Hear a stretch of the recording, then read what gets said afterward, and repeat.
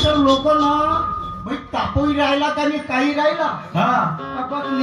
छात्यामध्ये ते पारा ठोके ठोके म्हणजे ठोके का झाले का तुझी असणार आपलीच्या आपल्या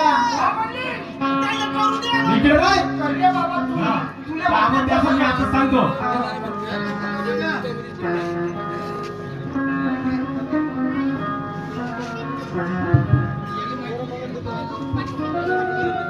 झालं साहेब सांगा मग का आहे का काय का म्हणजे